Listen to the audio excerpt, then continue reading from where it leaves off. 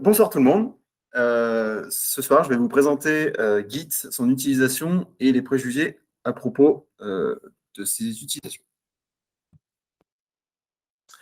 Je me présente d'abord, je suis Vincent Van Ries, je suis développeur Java, Spring et un petit peu Kotlin aussi depuis 2018 et je travaille pour la société LinkValue.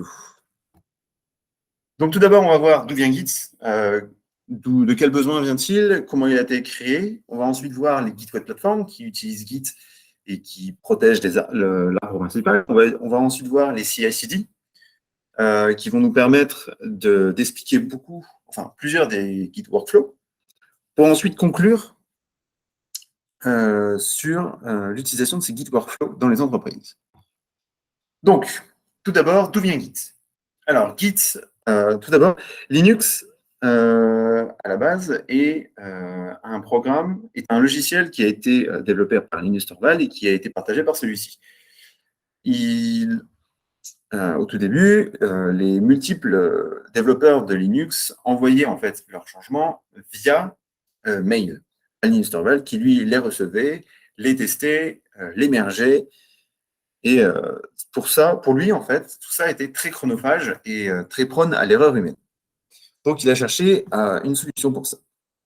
Sa solution, c'était de travailler avec BitKeeper. Donc, avec les managers de BitKeeper, il a réussi à trouver une licence. Donc, BitKeeper sera gratuit BitKeeper sera gratuit en fait pour tous les développeurs open source qui travaillent sur Linux, à la seule condition de ne pas rétro-ingénierer le client ni le serveur BitKeeper dans le but de créer des logiciels concurrents. Donc, bien sûr, en avril 2005, Linus travaillant avec les plus barbus des développeurs open source, un développeur open source a rétro-engineer le client BitKeeper pour pouvoir utiliser du full open source. Bien sûr, BitKeeper s'en est rendu compte, la licence gratuite pour Linux a été complètement supprimée et Linux se retrouve sans VCS. Donc, à ce moment-là, Linus Torvalds en a un peu marre de tout ça, il prend des vacances. Pendant 2 semaines, il disparaît, pas la peine de lui envoyer quoi que ce soit, il ne répondra pas. Pendant ces 2 semaines, il va, au fond de sa cave, travailler sur Git. Donc en fait, Git vient de l'expérience reçue sur BitKeeper et en fait a été créé en fait pour l'utilisation complètement open source. Git est complètement open source. Git a été très vite utilisé par de plus en plus de gens et est aujourd'hui le VCS le plus utilisé. On peut voir ici qu'il est utilisé par plus de 85% des développeurs. Le problème, vous pouvez voir ici que les pourcentages dépassent les 100%. C'est normal, c'est le pourcentage des développeurs qui utilisent un VCS. Du coup, si vous avez un développeur qui utilise plusieurs VCS, il va s'additionner dans plusieurs des VCS. Petite information pour vos soirées mondaines, vous pourrez partager en fait, vous savez que veut dire Git. Linus Torvalds ayant un ego plus gros que lui-même, bien sûr, il a appelé Linux car lui, il s'appelait lui-même Linus, et donc il a appelé Git parce qu'il se considérait lui-même comme quelqu'un de désagréable. Donc maintenant, on va voir assez rapidement comment Git fonctionne. Je ne vais pas vous faire quelque chose de long sur comment l'utiliser, je vais juste vous expliquer la base de la structure, de comment Git fonctionne. Vous avez donc, vous récupérez le code, donc vous allez faire quelques modifs. Donc ici, on peut voir que la modification était de puppy à pup. Plusieurs changements, donc ceci va s'appeler un changement. Plusieurs de ces changements vont pouvoir être compilés dans un commit. Plusieurs commits vont pouvoir nous faire des branches, sachant que tous les commits connaissent l'heure avec ou sans S par an. Et grâce à ça, on va pouvoir créer des arbres complets. Linux est aussi complètement distribué. Même si aujourd'hui on l'utilise principalement de manière centralisée, il est possible que vous vous connectiez à un collègue, donc en peer-to-peer, pour faire des modifications sur son arbre. Le seul défaut, et là je le précise pour que vous puissiez comprendre un peu plus tard, vous avez besoin des droits d'écriture sur les dossiers .git qui sont sur le repository distant. Ce repository distant peut très bien être dans un autre dossier de votre ordinateur, il peut très bien être dans un dossier de votre NAS réseau, il peut très bien être dans un dossier FTP à travers Internet. Il faut juste que vous ayez les droits sur ce dossier. Du coup, mais aujourd'hui, Git est principalement utilisé de manière centralisée, c'est-à-dire que la centrale va être considérée exactement comme un peer. Ce qui vous permet d'avoir chacun un arbre différent enregistré. Donc, je résume. Pour l'instant, nous avons Git qui nous permet de prendre des changements, plusieurs changements qui font un commit, plusieurs commits qui font des branches, plusieurs branches qui font un arbre. Grâce à plusieurs commandes de Git, on va pouvoir se synchroniser, envoyer et récupérer des commits depuis un arbre distant. Mais quel est cet arbre distant? Où est-ce qu'on va l'enregistrer? Sur quel type de format? J'ai déjà parlé qu'on pourrait l'utiliser sur un NAS, on pourrait l'utiliser dans un FTP distant, mais le problème de tout ça, c'est la sécurité. Du coup, ce qui a été introduit, ce sont les Git Web Platform.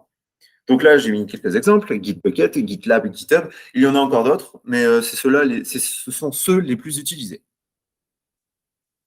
À quoi sert l'arbre distant? En fait, l'arbre distant va créer une couche autour de Git qui va en fait gérer les droits. Donc, de ce fait, on va pouvoir, nous, dans notre local, récupérer une branche, faire nos changements, nos commits, toucher ces changements sur une branche.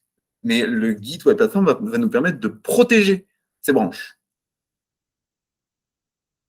De manière à ce que, par exemple, une personne qui n'a pas les droits de modifier la branche principale ne puisse pas la modifier. Il puisse modifier sa propre branche et ensuite faire des demandes. À quoi ça ressemble? Donc là, par exemple, je vous ai mis un screenshot du projet Tasmota, qui est un système de domotique assez connu. Donc, le système est open source. On peut voir ici les pull requests. On peut aussi voir on peut voir les commits. On peut voir le nombre de commits total. On peut voir quand a été la dernière modification de certains fichiers. Et surtout, on peut aussi voir les pull requests. Alors, les demandes dont je vous ai parlé tout à l'heure, ici, en fait, les développeurs ont du coup poussé sur une autre branche leur développement et ensuite ont demandé, vu qu'ils n'ont pas les droits de merger sur la branche principale, ils ont demandé une pull vers cette branche principale.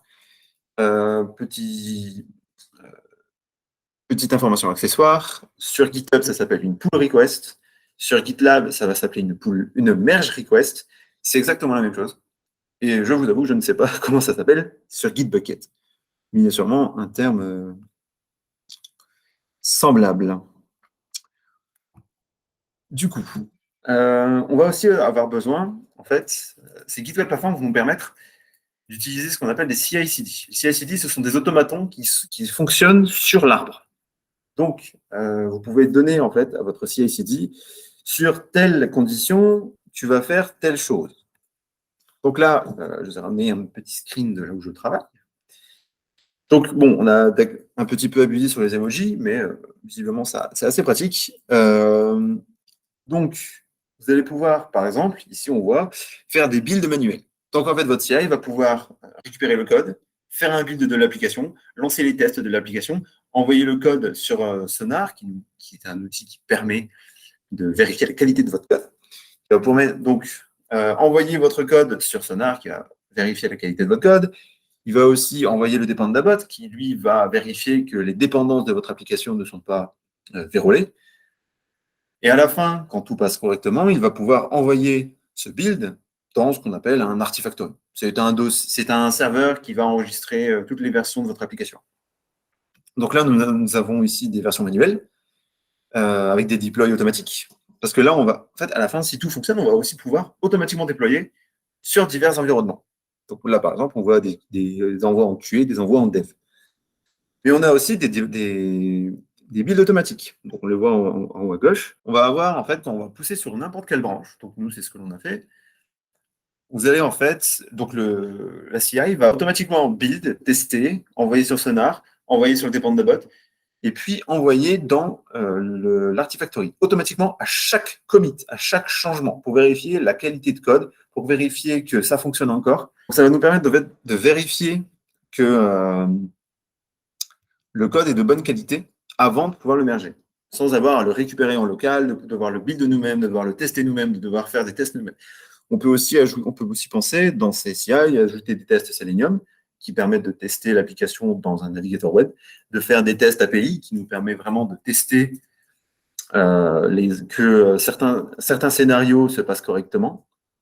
Et il y a aussi moyen de lancer dans ces CI des bases de données, plein de choses pour pouvoir tester complètement votre application avant de l'envoyer dans n'importe quel autre environnement. Donc ça, ce sont des CI. Donc, on revient sur notre fil rouge. On a Git qui nous permet de faire, grâce à des changements, plusieurs changements vont nous faire un commit, plusieurs commits vont nous faire des branches, plusieurs branches vont nous faire un arbre. Grâce à ça, grâce à Git, on va pouvoir envoyer, recevoir et se synchroniser avec un arbre distant. Cet arbre distant, on sait maintenant qu'il est géré par un Gitbucket, un GitLab ou un GitHub. Ces systèmes permettant de protéger l'arbre. Dernière question, à quoi est censé ressembler l'arbre? Parce que jusqu'à maintenant, j'arrête pas de vous parler d'arbre, mais à quoi est censé ressembler cet arbre? C'est de ce dont on va parler maintenant. Donc, je vais vous parler de plusieurs Git workflows. Donc, le Git workflow, c'est comment en fait on va organiser notre arbre, comment on va organiser notre travail autour de l'arbre Git. Donc, on va tout d'abord commencer par le basic workflow, qui, comme son nom l'indique, est très basique. Vous recevez, vous récupérez la branche, vous la modifiez, vous la poussez, et c'est constamment directement sur la déploie. Est-ce que c'est encore utilisé aujourd'hui? Je ne suis pas sûr, mais j'imagine bien qu'il y a encore quelques personnes, peut-être pas professionnellement, qui utilisent ce genre de système, qui sont très petits, surtout quand vous travaillez seul. Donc, il n'y a pas grand-chose à dire sur le basic workflow, comme son nom l'indique. Là, tout de suite, on passe à quelque chose de plus sérieux, le trunk-based development. Alors, le trunk-based development, ce qui va se passer, c'est que vous avez une branche principale, donc ici appelée la master, qui va vous servir de référence. Lorsque vous allez commencer un travail, donc ce schéma se passe de haut en bas, vous allez pouvoir tirer une feature, travailler sur cette feature. Donc, vous tirez la feature, vous la récupérez en local, vous travaillez dessus, vous faites vos commits, ici représentés par les points. Vous faites vos plusieurs commits. Lorsque cela est fonctionnel, vous pouvez automatiquement la merger. Donc là, par exemple, nous prenons la jaune. Et lorsque ce merge a été fait, donc avant le merge, bien sûr, il y a eu pull request, il y a eu code review, il y a eu la CI qui a automatiquement vérifié la qualité de votre code. Et ensuite, on a pu merger. Lorsque ça a été mergé, on va pouvoir ensuite utiliser une CI pour pouvoir déployer cette branche. Donc, dans divers environnements. Les avantages de ce système, c'est que dès que vous avez terminé votre travail, vous n'avez pas besoin d'attendre les tests ou quoi que ce soit pour pouvoir déployer à chaque fois. Vous pouvez pour pouvoir merger à chaque fois. Donc, de ce fait, vous allez pouvoir automatiquement, donc par exemple, la feature 1 ici, qui a commencé avant la feature 3 mais terminée après, vous allez pouvoir récupérer les modifications de la feature 3 pour pouvoir vous réadapter s'il y a eu des changements en commun, ou juste pouvoir vous mettre à jour, relancer les builds et ensuite merger. Et ensuite pouvoir deploy un mélange de la master, de la feature 3 et de la feature 1. Et ainsi de suite pour la feature 2. Donc, j'ai déjà parlé d'avantages. Les désavantages de cette technique, c'est que vous pouvez merger dans la master quelque chose qui n'a pas été testé par les testeurs. Et du coup, vous pouvez en fait inclure des bugs dans la master. Du coup, ici, on peut considérer que la master n'est pas constamment prête à être déployée en prod.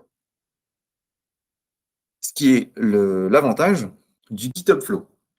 Donc, on peut voir que le GitHub Flow est très très proche.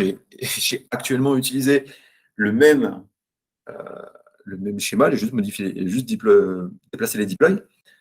Et en fait, dans le GitHub Flow, ce que vous allez faire, c'est que vous allez tirer une branche, vous allez travailler dessus et vous allez deploy avant de merge. Vous allez deploy dans divers environnements, sauf la production. Donc, vous allez déployer en développe, vous allez déployer en QA, vous allez développer en pré-prod, déployer en pré-prod, et en fait, les testeurs vont pouvoir tester à chaque bout. Lorsque les testeurs ont validé, vous allez enfin pouvoir merger et déployer sur la production. Pour ensuite, les autres personnes vont pouvoir du coup faire comme dans le trunk-based development, récupérer vos modifications, vérifier et redeploy avec vos modifications. Donc, les avantages de celle-ci, c'est que votre master est constamment prête à être mise en production. Votre master est constamment propre. Les désavantages, c'est que lorsque quelqu'un est en train de tester, par exemple, la feature 3, vous ne pouvez pas faire tester la feature 1.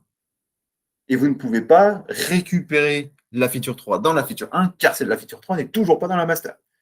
Et si vous commencez à récupérer la feature 3 dans la feature 1, pour ensuite que la feature 3 change et que ça devient un bordel incroyable, croyez-moi, je l'ai expérimenté. Donc, pour gérer, oui, on a aussi le GitLab Flow, qui lui permet en fait qui lui voit en fait les choses un peu différemment. Vous avez plusieurs branches principales. Donc ici, la master, c'est donc la staging, donc celle de test. Ici, chaque branche représente un environnement. Du coup, lorsque vous allez travailler, donc là, on ne voit pas les branches de feature, mais vous êtes censé avoir les branches de feature. Lorsque vous avez terminé votre feature, donc avec la CI qui vérifie la qualité de votre code, encore une fois, vous allez pouvoir merger dans la master, qui, elle, va automatiquement, grâce à une CI automatique, déployer sur la staging.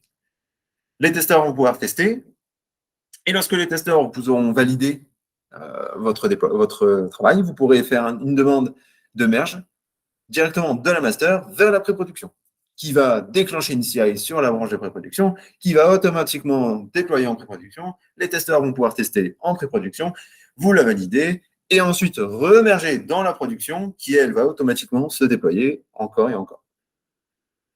Donc ça, c'est le but de la GitLab, c'est chacune des grandes branches représente un environnement. C'est assez intéressant lorsque vous avez besoin de divers commits dans divers environnements, lorsque vous avez surtout besoin d'avoir du code différent dans différents environnements, pour X ou Y raison. Ensuite, on a le Gitflow. Alors, le Gitflow, il est aujourd'hui, il commence à se faire vieux. Il a vraiment commencé à être populaire en 2010. Aujourd'hui, il commence à vieillir. Il est de moins en moins apprécié, car il est un peu lent en termes de time to market. Mais l'avantage, c'est qu'il est très robuste et assez flexible. Alors, la grande différence de tous les autres, c'est que celui-ci, il est vraiment basé sur le principe de versionning. C'est-à-dire, donc, pour gérer les features, vous allez faire comme dans le trunk-based, vous allez créer votre feature, vous allez travailler dessus, vous allez faire une merge request. Quand vous allez faire votre merge request, code review, CI qui vérifie votre code, et quand tout passe bien, et que tout le monde est d'accord, on peut merger dans la develop. Jusqu'à un certain moment où la personne qui gère le projet, le CP, le PO, je ne sais pas comment vous l'appelez chez vous, va dire on arrête les features. Donc en fait, à ce moment-là, vous allez tirer ce qu'on appelle une branche de release. Cette branche de release ne va plus recevoir de features. Elle ne recevra plus de nouveaux components.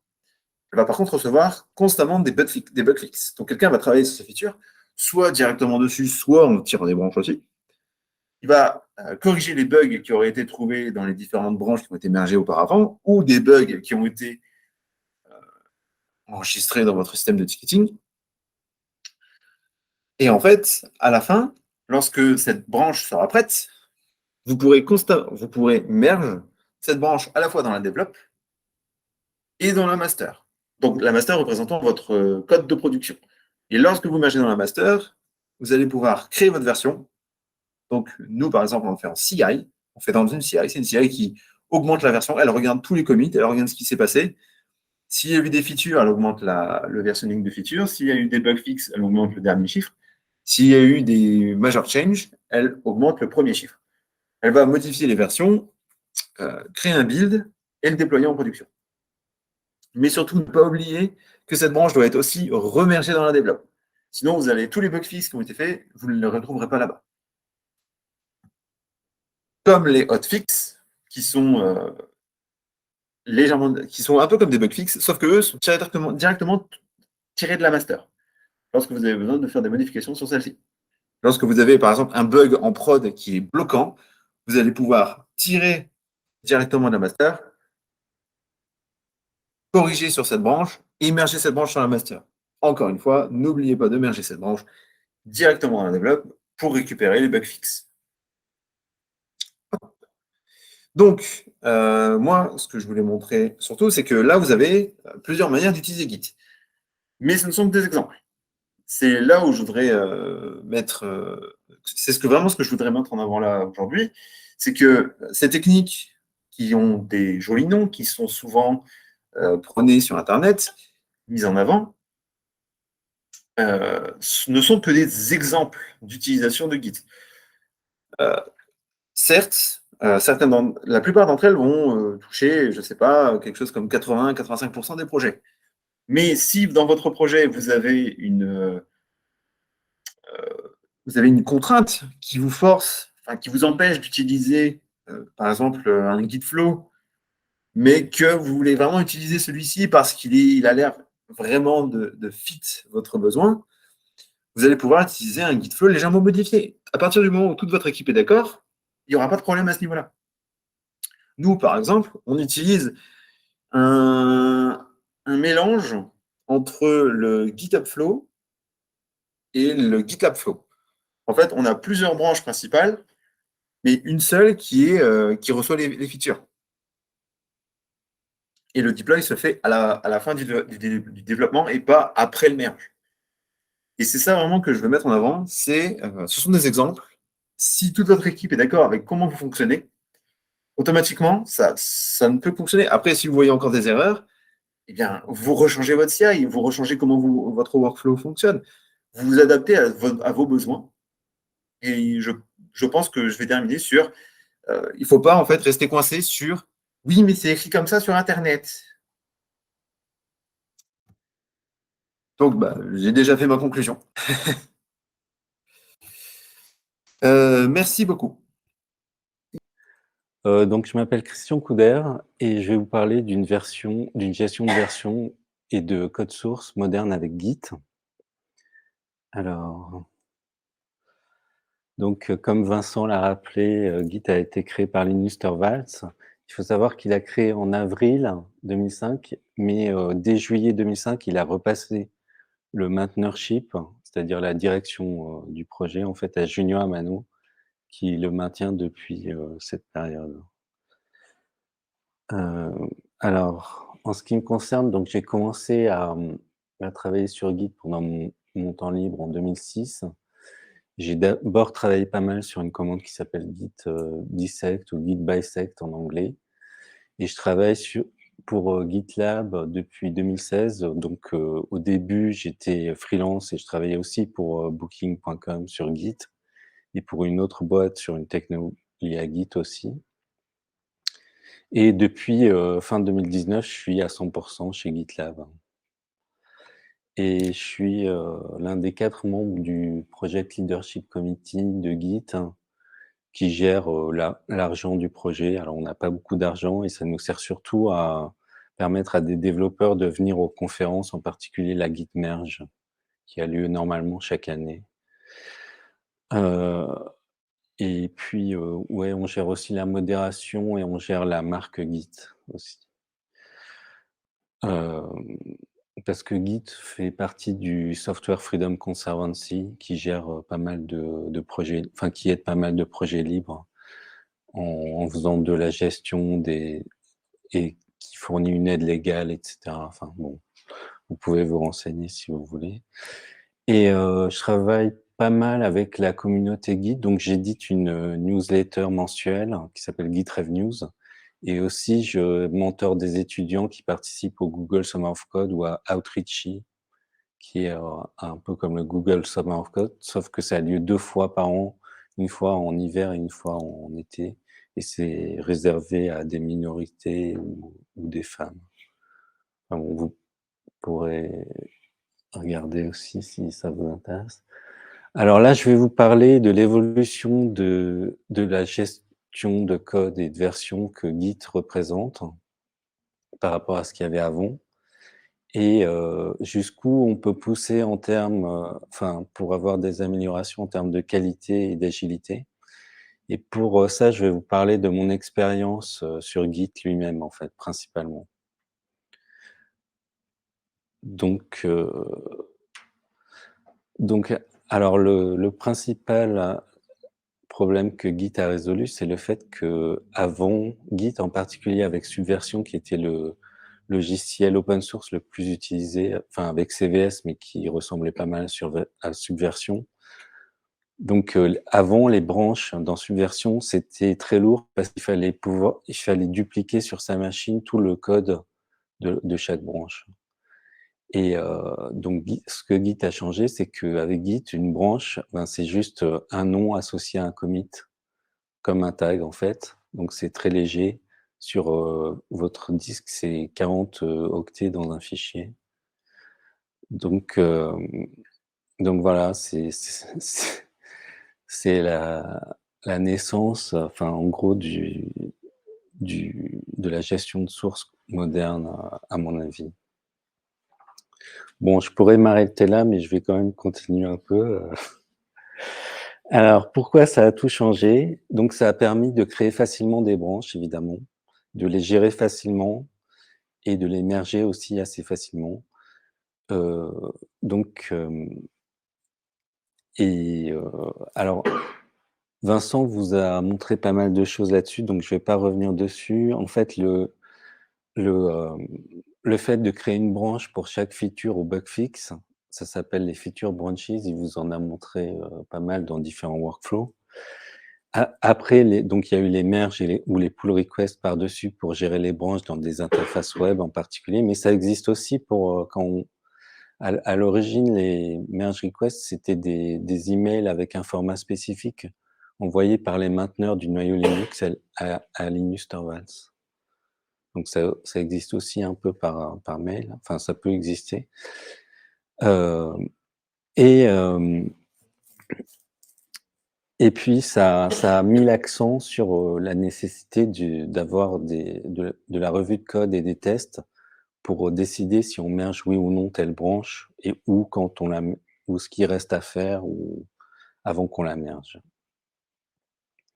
Donc ça, Vincent vous en a déjà parlé aussi, donc je vais pas revenir là-dessus. D'ailleurs, c'est la même image qu'on a récupérée, c'est marrant. Heu et donc quand on voit des workflows comme ça, donc on peut se dire, «Ah c'est génial, on y va, à fond», ou alors on peut dire: «Non, c'est trop compliqué, on va jamais pouvoir gérer ça», mais bon, dans les 2 cas, à partir du moment où il y a plein de branches, il y a quand même des outils, nouveaux qui sont nécessaires. Donc, par exemple, pour déplacer des branches, pour qu'elles partent d'un autre endroit, pour les retravailler, donc enfin, avec Git, c'est le rebase ou le rebase interactif. On peut faire plein de choses. Je vais pas entrer dans les détails de chaque commande. Vous pourrez voir plus tard et puis, ou me poser des questions. Il y a aussi la problématique de la visualisation de l'historique qui est importante puisque, si des branches partent dans tous les sens, c'est compliqué de s'y retrouver et il y a aussi le problème des bugs, quand il y a un bug, des fois, on aimerait bien savoir d'où ça vient et donc trouver le commit à l'origine de la régression et c'est pour ça qu'il y a Git Bisect. Alors je vais expliquer un peu Git Bisect parce que j'ai travaillé dessus et puis c'est pas mal, ça permet de donc dans Git, les commits forment un graphe acyclique dirigé. En fait, les nouveaux commits pointent vers leurs parents et quand il y a un merge, donc il y a 2 parents, par exemple, là vous voyez plusieurs commits qui ont 2 parents, dont le dernier qui est le plus à droite. Et le problème, c'est que quand on veut trouver l'origine d'un bug, en fait, on veut trouver ce qu'on appelle, en langage Git, le premier er commit mauvais, first bad commit, qui a celui qui a introduit la régression, en fait. Et c'est pas forcément simple, quand il y a plein de branches, dans tous les sens. Donc là, c'est sur ce graphique, tous les commits qui ont le bug sont en rouge et celui qui l'a introduit, c'est le commit B. Et donc bon, je vais pas rentrer dans le détail, mais Git Bisect, ça permet on lui donne un bon commit et un mauvais commit pour, lancer ce qu'on appelle la bisection et puis ensuite il nous dit qu'il faut tester un autre commit parce il fonctionne par dichotomie. Donc, il va essayer de trouver un commit qui permet, qui, en le testant, qui va enlever le maximum de possibilités, c'est-à-dire qu'il va bien diviser le graphe suivant la réponse si ce commit est bon ou mauvais, s'il contient ou pas le bug. Donc on teste manuellement et ensuite on lui dit à Git bisect, avec Git bisect bad ou Git bisect good, si le commit qui a été testé il est bon ou mauvais. Et ce qui est bien, c'est qu'on peut automatiser tout ça si on a un script qui teste si le commit est bon ou mauvais avec Git bisect run en lui passant le script. Et automatiquement, en fonction de l'exit code du script, il saura s'il est bon ou mauvais et il va pouvoir faire un check-out d'un autre commit à tester, relancer le script, etc., jusqu'à ce qu'il trouve tout seul le commit à l'origine d'un bug. Et évidemment, des fois, il y a des commits qu'on peut pas tester. Dans ce cas-là, il y a Git bisect skip qui peut être utile. Donc, alors, pour finir la première partie de cette présentation, donc qu'est-ce que Git a apporté? Donc, plein de nouveaux workflows qui, qui sont possibles grâce à l'utilisation de plein de branches pour plein de choses. Et puis des nouveaux outils pour gérer les commits et les branches. Et aussi un focus, parce qu'une fois qu'on a tout ça, eh ben, on s'aperçoit que pour aller plus loin, en fait, il faut faire de la revue de code et des tests ou des CI/CD, si on veut. Et c'est ça qui est donc dans la deuxième partie, je vais vous parler des bénéfices qu'on peut obtenir en essayant d'améliorer la revue de code et les tests avec Git. Alors, il y a déjà certains bénéfices qu'on peut obtenir puisque, quand on utilise plein de branches, on peut décider si on merge telle ou telle branche, de façon très fine et donc on peut faire des releases plus fréquentes et meilleures. Et puis bon, ça permet ensuite de faire plus de revues de code et de tests et donc d'avoir moins de bugs. Alors, comment améliorer la revue de code? Donc en fait, il y a 2 choses. Il y a les commits dans la revue de code, enfin ou les modifs qui sont faites, qu'on peut améliorer ou alors il y a le reviewer, mais bon, c'est difficile d'améliorer les reviewers. Donc, on va se focaliser sur améliorer ces commits. Hem, donc, alors il y a les principaux moyens de les améliorer, c'est de les rendre plus petits, aussi petits que possible, en essayant qu'évidemment, ils soient, ils fassent qu'une chose, mais bien en fait et pas plein de choses différentes, enfin chaque commit et puis après on peut faire de la revue de code commit par commit. Comme ça le reviewer, il a besoin de pas avoir, de pas avoir toutes les modifs de la branche en tête. Il peut juste se concentrer sur, ce que fait ce commit-là. D'ailleurs dans GitLab, dans ce que je vous dis, heu, je parle de mon expérience Git, mais GitLab ou GitHub ou d'autres outils, ils vous poussent pas forcément à faire ça. Parce que par exemple, il y a un onglet où il y a toutes les modifs faites par la branche. Et si vous faites, de la revue de code avec cet onglet-là seulement et que vous vous foutez de tous les commits qu'il y a, ben vous perdez certains bénéfices, qui seraient possibles si vous faisiez de la revue commit par commit. Et donc il y a aussi améliorer ces messages de commit qui devraient expliquer bien, en fait, ce que fait le commit. Et pour ça, ben, il y a le Git rebase comme d'habitude, avec, moins interactive ou moins i qui permet par exemple, de fusionner des commits en plusieurs, de séparer un commit en plusieurs, de fusionner plusieurs commits en un seul, pardon. Ou de retravailler ces commits, mais là aussi, je vais pas rentrer dans les détails. Alors après la revue de code, donc on peut se demander comment améliorer les tests. Donc, dans la communauté Git et Linux, on fait pas mal de tests en mode boîte noire, heu, pas juste des tests unitaires parce que, enfin, ça apporte pas mal de choses. Enfin, d'ailleurs, dans Git, on fait surtout des tests en mode boîte noire et pas beaucoup de tests unitaires. Et une autre possibilité, c'est de tester chaque commit pour être sûr que tous les tests passent à chaque commit. Et ça, c'est pas mal parce que, ben, ça permet d'être sûr on n'a rien oublié dans un commit et parce qu'il y a au moins un minimum de choses qui marchent, en fait. Et même si si on teste que juste le bout de la branche qu'on va merger au lieu de tester chaque commit, et ben, en fait, on s'aperçoit qu'on peut avoir oublié des choses enfin, on perd de l'information et on peut avoir, oublié le fait que un commit, faisait planter des trucs et que si on en réverte un autre, parce qu'il a un bug et ben, en fait, on va retomber sur le commit qui faisait planter des trucs. Donc ça permet d'être beaucoup plus sûr de ce qu'on fait.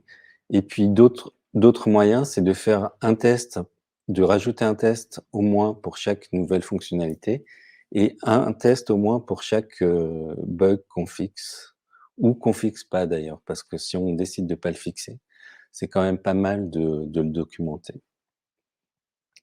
Alors, il y a Git lui-même, il a dans Git, il y a un framework de test en shell, en mode boîte noire, qui a été créé, dès le début par, Junio Amano justement, celui qui est le mainteneur depuis juillet 2005. Et il y a un outil qui s'appelle Sharnez qui a été extrait de Git. C'est alors bon, par contre, c'est moi le mainteneur, mais je le maintiens plus beaucoup, même plus du tout depuis quelques années. Donc mais bon, enfin, j'ai quand même voulu en parler parce que le framework de test de Git, c'est quand même, ce qui fait, à mon avis, que Git est super stable et depuis des années. Donc ça les tests en mode boîte noire, ça marche bien. Alors, pourquoi un test pour chaque nouvelle fonctionnalité? Donc, au moins, ça montre que chaque fonctionnalité a été un peu testée. Ça documente la fonctionnalité, ça ça rend le travail plus facile pour le reviewer et surtout, ça permet de rajouter des tests, en particulier d'autres tests, en particulier quand il y a quelque chose qui marche pas ou qui marche bizarrement, on ne sait pas si c'est un bug ou une feature, on peut rajouter un test plus tard, plus facilement s'il y en a déjà un, évidemment. Et pourquoi un test pour chaque bug? Alors, pareil, ça documente le bug, ça permet d'aider à le reproduire. Heu, Quand on corrige le bug, donc le travail du reviewer est facilité parce il peut voir que le test passe pas avant, qu'il passe après. Et puis ça permet d'être sûr que le bug va pas réapparaître. Et puis là aussi, ben, s'il y a d'autres bugs dans le même dans la même fonctionnalité, ça va rendre plus facile de de rajouter des tests. Parce que souvent les bugs, ils sont un peu, concentrés à certains endroits. Donc si vous créez un test pour un bug, ben, il y a des chances qu'ils servent, pour un autre bug similaire plus tard. Alors, donc Git Bisect, ça permet de trouver le commit à l'origine des régressions, mais ça permet aussi certains workflows quand on a des régressions qui sont assez, performants dans certains cas. Par exemple, on peut se dire que on a une régression et ben, on va écrire le test pour cette régression avant de commencer à essayer de corriger le bug. Et ça permet de trouver donc après facilement avec Git Bisect Run dont j'ai parlé après, le commit à l'origine du bug et heu et donc quand ça aide à corriger la régression évidemment et puis puisqu'on connaît le commit qui normalement est assez petit, euh, qui a créé le bug. Et puis on peut committer la correction avec le test, ce qui fait que au lieu de créer un test enfin, si on faisait ce que j'avais suggéré avant, qui est de créer un test pour chaque bug, en fait, on aura de toute manière un test à committer. Sauf que là, donc la seule différence, en fait, là, c'est qu'on l'a créé avant et que ça nous a aidé à corriger le bug. Et ça, donc, ça permet d'avoir plus d'informations pour corriger le bug, donc ça rend la correction plus facile.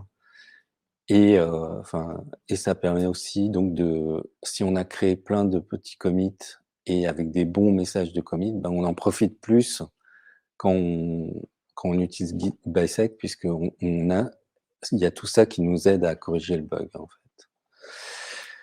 Et évidemment, ceux qui ont essayé ça, ils ont trouvé ça super. Donc c'est difficile à mettre en place, mais ça peut bien marcher. Voilà, donc j'espère que j'ai fait un tour d'horizon du fait que avec Git, la gestion de code et de version a beaucoup avancé et ça permet d'aller très loin. Et donc à l'origine, c'est surtout le fait, à mon avis, que Git a permis de créer plein de branches facilement qui a surtout aidé. Mais aussi, par la suite, c'est toutes les fonctionnalités comme Git Rebase pour gérer les branches et retravailler ses commits, etc. Et tout ça, et puis Git Bisect, et tout ça, ça permet pas mal d'améliorations dans tout ce qui est testing et code review. Et donc, ça améliore la qualité et l'agilité des développeurs. Voilà. Alors, je vais remercier donc Junio Amano, Linus et puis plein de gens de la communauté Git et Linux. Et puis donc je travaille pour GitLab sur Git, j'améliore Git pour GitLab. Je travaille aussi sur la couche d'interface entre Git et GitLab qui s'appelle Gitali, qui est une couche en Go et qui sert à distribuer Git sur plusieurs machines pour faire de la haute disponibilité, etc. Et qui est complètement open source aussi comme Git. Voilà. Et donc je remercie GitLab aussi et merci à vous tous et aux organisateurs en particulier. Alors si vous voulez aller plus loin, alors si développer Git ça vous intéresse, ou alors participer pour les étudiants au Google Summer of Code ou Outreachy, etc. Il y a les Git Developer Page. C'est moi qui maintiens ces pages, il y a plein de trucs là-dessus. Par exemple, il y a une page qui s'appelle Hacking Git, où il y a plein de liens sur tout ce qu'il y a besoin de savoir pour commencer à développer Git lui-même, si vous voulez faire des améliorations dessus. Et puis bon, j'ai mis aussi là un blog post sur gitlab.com que j'ai écrit. Donc ça parle de Git Rebase, en particulier du Rebase interactif, si vous voulez aller plus loin là-dessus. Sinon, il y a plein de docs sur Git de toute façon sur Internet, des vidéos, des tutoriels, etc. Bon, et j'ai mis Charness. S'il y a quelqu'un qui s'y intéresse et qui veut devenir le mainteneur, ça m'intéresse aussi. Bon, voilà. C'est tout. Si vous avez des questions.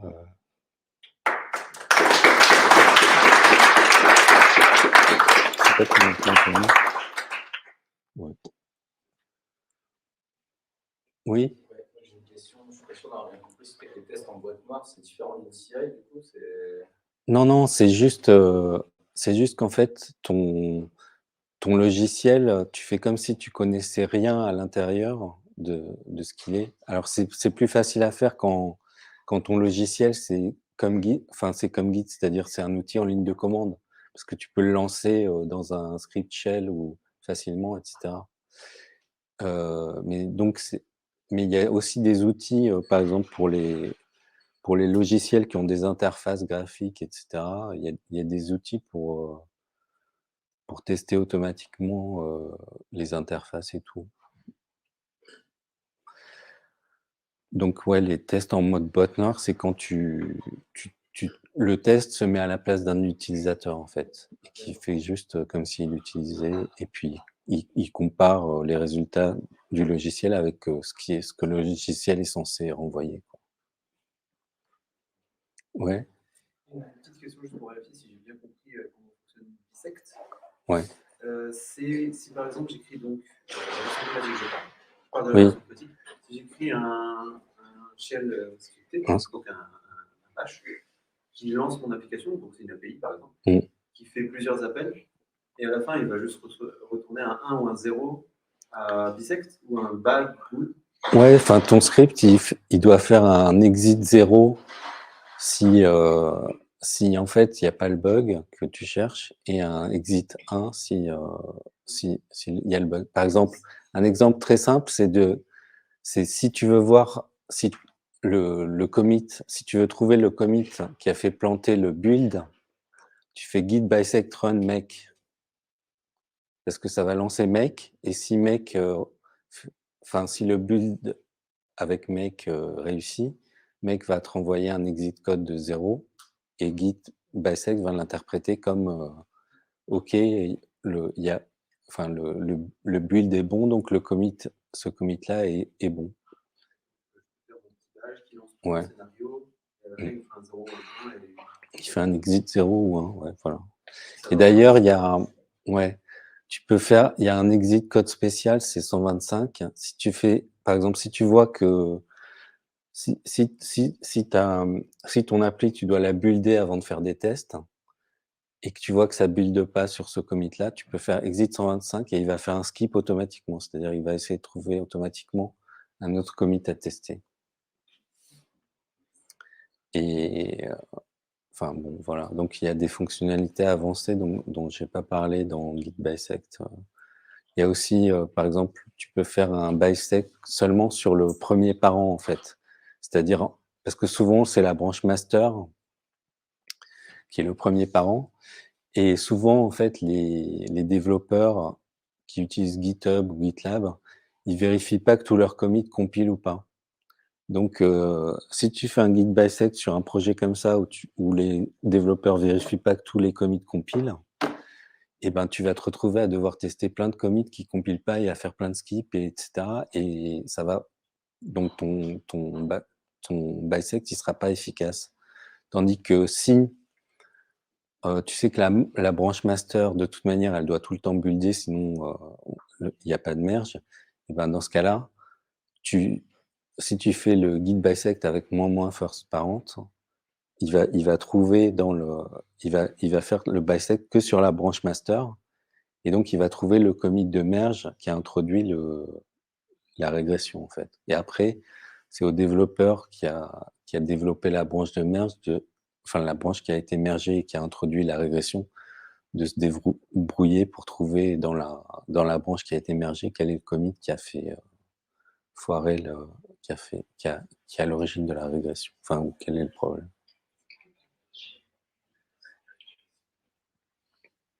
D'autres questions? Ouais. Au niveau de la granularité, en fait, quand tu parles de la taille des commits, on essayant d'être le plus petit possible. Ouais.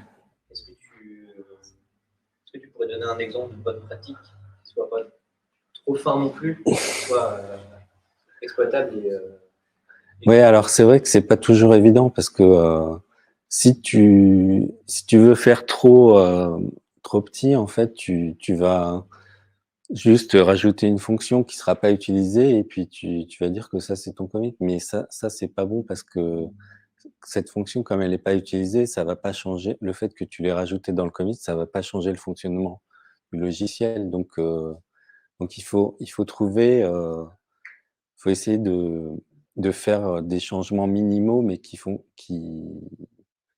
utiles en fait. Donc c'est pas évident, ouais, je suis d'accord. J'ai justement une question par rapport à la taille des commits, parce que moi, sur les projets que l'on a, on a tendance justement à faire des replays interactifs Mm. et de faire le squash des commits quand la feature est finie. Ouais. On groupe tout et on rebase toutes les. Oui, je sais. D'ailleurs, il y a GitLab et GitHub qui permettent de faire ça automatiquement, mais c'est pas bien à mon avis. Mais Il faut. ça marche pas pour Bisec, mais c'est vrai que sinon. Oui, enfin sinon ça peut paraître bien, mais c'est toujours plus difficile après si jamais il y a un bug de même même sans utiliser Git Bisect, s'il y a un bug après dans la fonctionnalité qui a été mergée, si on voit que la fonctionnalité elle a été développée en un seul énorme commit, ben on sait pas par où commencer, enfin donc c'est plus compliqué. Mais d'un côté, ce qui est parfois plus intéressant, c'est d'avoir la version finale et d'avoir un seul commit qui. Ben, ça dépend pourquoi. Enfin, les commits dans Git, c'est très léger, ça prend pas beaucoup de place. Donc s'ils sont bien faits, et puis, aussi, donc, pour chaque commit, il y a un message de commit que les gens utilisent malheureusement pas beaucoup ou pas assez. Et, et ce message de commit, il permet d'expliquer normalement ce que le commit fait, pourquoi, etc. Et si on squash tout, on sait pas, enfin, on sait pas, en supposant que tous les messages, qu'on refasse un bon message de commit pour l'ensemble, on sait même pas à quoi tel commentaire s'applique dans le code. Enfin, bon.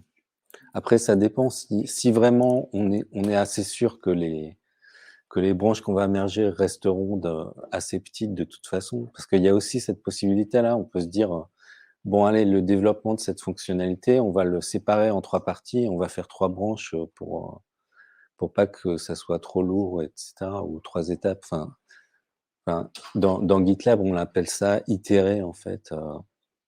Donc, on peut faire ça. À ce moment-là, on peut décider, on va faire telle première étape minimum qui va faire le truc minimum. Et après, quand ça sera bon, que tous les tests passeront, hop, on refera une branche avec une merge request, etc., pour refaire la suite, etc. Donc ça aussi, si on fait ça, si on est rigoureux là-dessus et qu'on fait des branches relativement petites et qu'on squash après, bon, ben ça reste, ça peut rester gérable, ouais.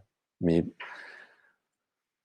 bon, et puis ça dépend des projets aussi, parce qu'il y a des projets qui sont relativement petits, où les développeurs connaissent à peu près tout, et puis il y a des projets énormes comme le noyau Linux, où il y a 10 000 commits qui sont mergés par release, où un commit peut faire planter tout, et après, enfin, peut faire planter tout, et c'est une personne qui connaît rien à 99,9% des 10 000 commits qui ont été mergés, qui va devoir se taper le debugging de ça. Donc, après, ça dépend des projets et des.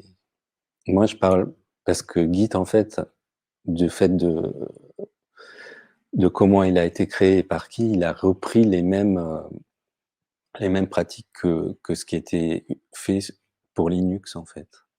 Donc, c'est-à-dire qu'on essaye de pouvoir utiliser Git Bisect à fond et donc d'avoir les commits les plus petits possibles, etc. Parce qu'on n'est pas sûr qu'un contributeur qui a contribué il y a 1 an, ou etc., ben on n'est pas sûr qu'il sera là demain, ou s'il y a un bug, etc., ou s'il y a une faille de sécurité ou n'importe quoi. Enfin, voilà.